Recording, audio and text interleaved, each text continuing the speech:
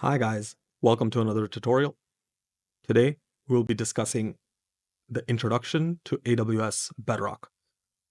So by the end of this tutorial, you'll see exactly how to sign up for AWS and start using their Bedrock service for experimenting with different AI and LLM models. This is an intro tutorial, so we will not be touching upon how to use those models in a coding environment or in a production scenario. For that, you can check out our other videos. So let's get started. First, we want to create an account on AWS. We come to this website, aws.amazon.com, and we want to complete our sign up. If it takes you to this screen, you can do create a new AWS account. Otherwise, it should take you directly to this screen. I already have some AWS accounts, so that's why I saw that screen first. So to sign up, I'll use a temporary email from this tempmail.org. Hopefully this works. Otherwise, I would have to use a work email that I have. For AWS account name, let's say we call it Bedrock. And then now it's going to send out the email to us. There you go. And that's our verification code. Great. Now we create a password.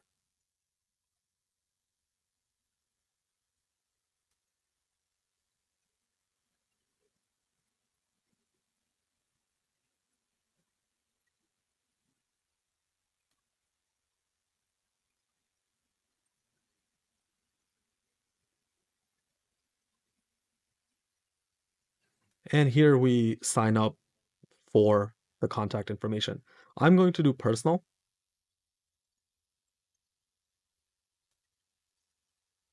But you can do kind of whatever you wish. So we'll skip through this part so you guys don't see my personal information, and we'll get to it after we click continue. Okay, so now after I went and clicked continue on that earlier screen, I have to enter billing information. This is essential because AWS will bill us for our usage, especially for Bedrock. Bedrock is pay as you go, so it charges by input and output tokens, similar to OpenAI. So here I do have to put in a billing information. Once again, I will fill this out and you guys will see me on the next screen. Okay, great. And finally, we need to confirm our identity with our phone number we provided. So for this, again, I'll fill this out and you guys will see me on the next screen. Okay, I've been through the sign up process and I finally get to this support plan. For now, go with basic support. Totally okay. You can always upgrade later. And there you go. My registration is complete. This will take me to the management console. So this is where you can find all the different AWS services. There's quite a few, but the one that we're interested in today is Amazon Bedrock. So that's the one we will go to. Now, if you click on this left-hand side, you'll see all these different options. And this is awesome because you can actually play around, chat with different models, create images. You can create knowledge bases, which are storages of documents that your chatbot can then use. So chat with your document. The first thing we need to do is configure our model access. So we're going to go to the left and here come to model access. These are all the different models that we can request. So today, I want to experiment with the Claude family and Meta. So I go here, and you can actually do enable all models as well. Let's do that. That might be easier. That option wasn't there before.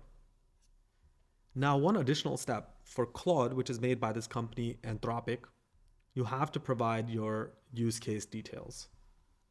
So I'm going to provide this, and after I'm done, I'll click next. You can put your company name, your website, and everything. So I'll put all of our stuff. We are in software, but there is no kind of general software, so I'll do software as a service.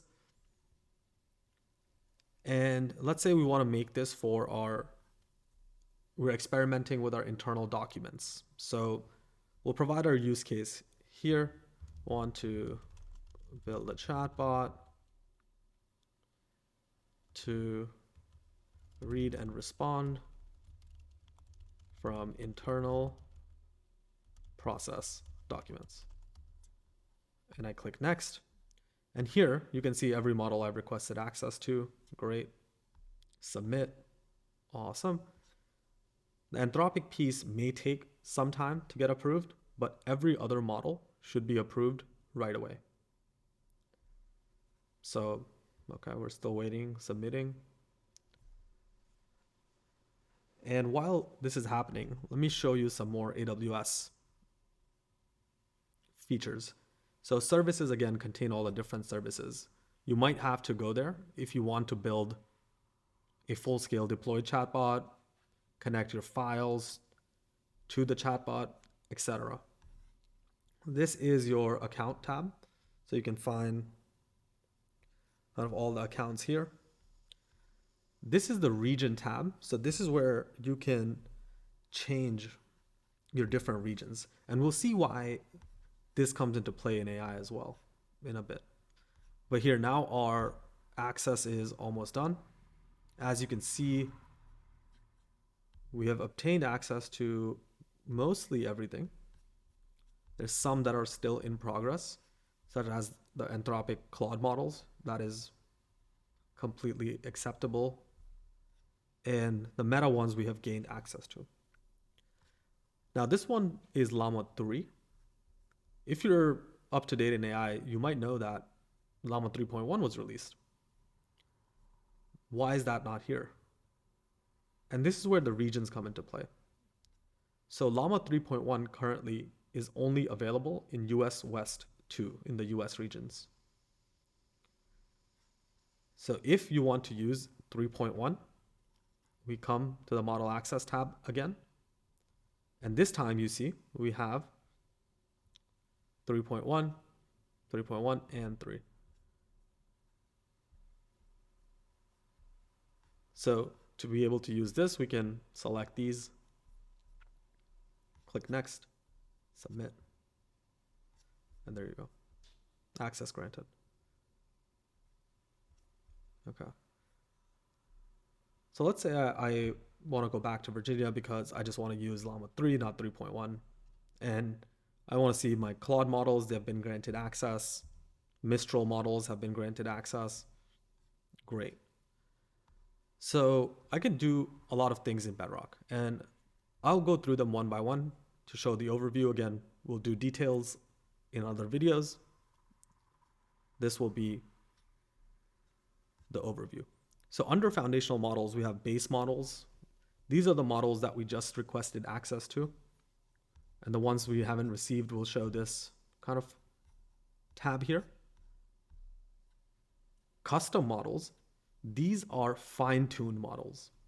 So when you have gathered enough data, you can use that to fine-tune these base models and provide a better experience from the LLM. This is where they'll reside, and you can train them using the jobs tab here, access them through the models tab here. The imported models, these are ways where if you create your own model or you've downloaded in a specific format, you can import it here and use that. So that's another cool feature that Bedrock has. Now, playgrounds, this is the coolest part for me.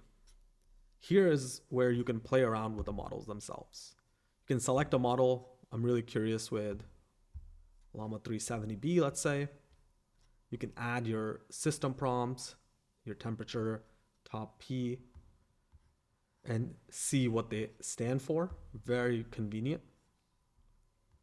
And you can start chatting. Hey, how's it going today?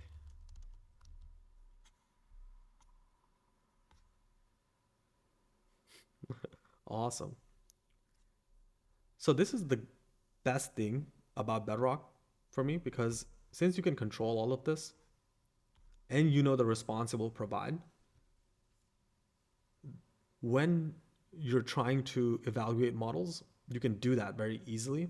And once you're ready to move on with that model for a production application, you know exactly the model name and all the different variables that you can use.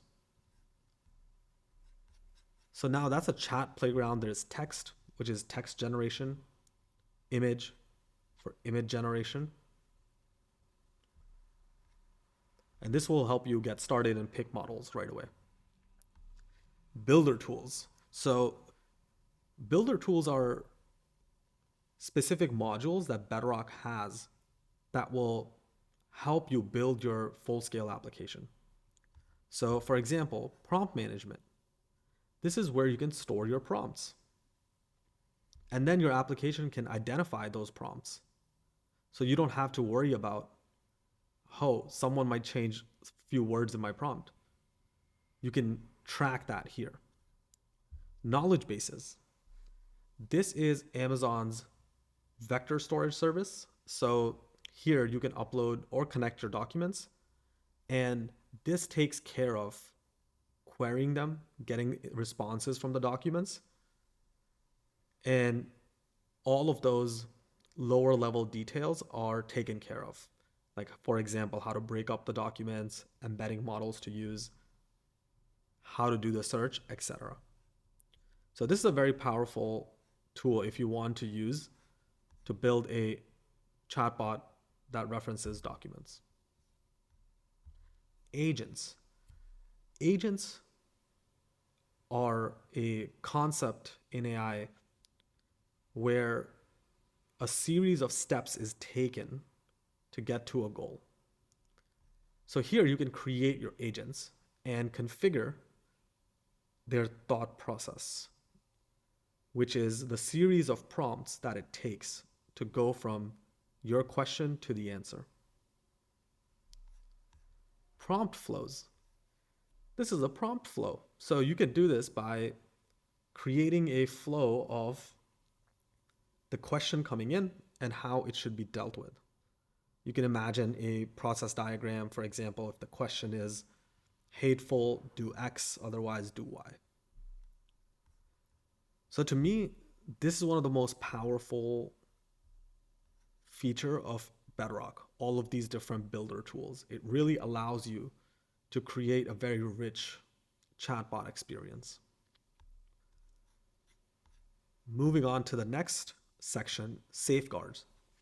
So guardrails is a way to do content moderation. You can create guardrails that will help you filter out examples that are coming in that might not be good, for example, might contain some suggestive themes. And the same thing with the outputs. You can control that the LLM is never producing a response that doesn't meet safety criteria. Watermark detection.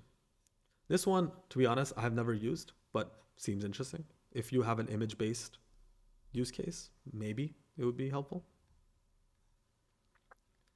And finally, we have inference. So provision throughputs. These are ways to buy a pre-allocated chunk so that you don't have to worry about costs escalating if, for example, your usage increases.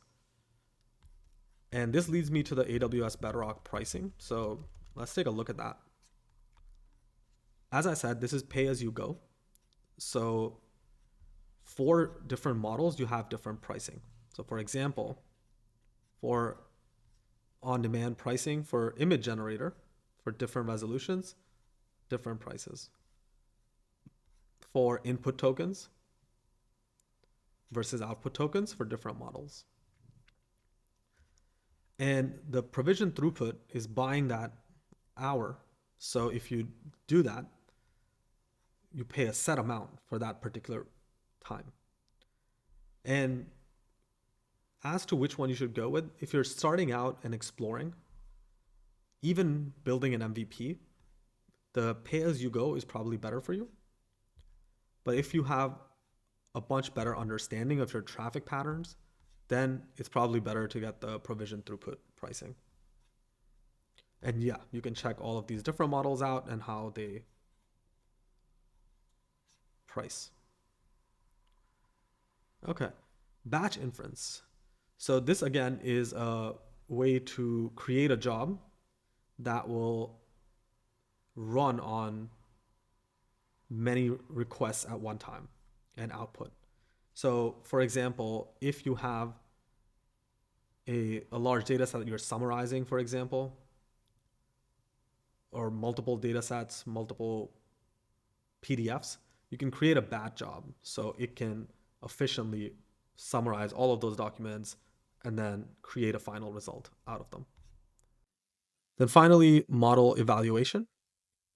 Here you can create different evaluation metrics. So here I can type in what I want to evaluate, select the model, select the task, and output the evaluation results to see how well it does. And finally, at the end, we have the model access that we already went through and Bedrock Studio. So this is a little bit more advanced. Yeah, you'll see we need IAM permissions, but this is a way to control your Bedrock access and set it up for people. Okay, and that was the intro to AWS and Bedrock. So hopefully now you'll be able to set up AWS Bedrock, request your different models, and start playing around with them.